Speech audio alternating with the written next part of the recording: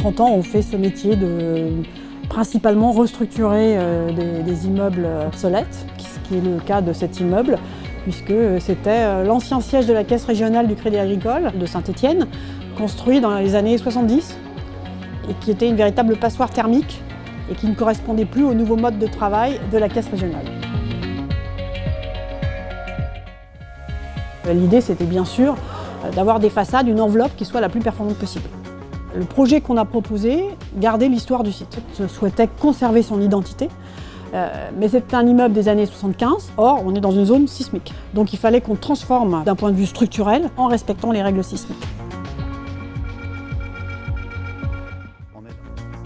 Le deuxième type de façade que vous avez vu qui est plutôt sur les rues, c'est de l'aluminium anodisé, et donc avec des ailettes qui reflètent la lumière.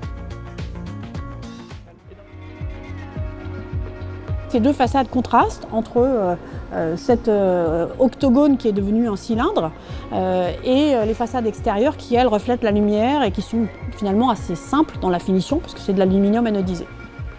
C'est vrai que c'est toujours une grande émotion de voir son projet se concrétiser. Lorsqu'on livre son bâtiment et qu'on voit les gens s'approprier les espaces, se mettre sur les coursives, sur les balcons, sur les terrasses, vous croiser et vous dire qu'ils sont bien dans leur bâtiment, c'est un vrai moment d'émotion.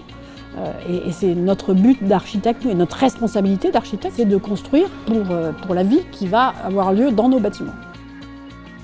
On est content du résultat, quoi. C'est une belle image autant pour la personne qui l'a suivi que pour notre entreprise. Au final, on sort un joli bâtiment qui donne une belle image de ce qu'on sait faire.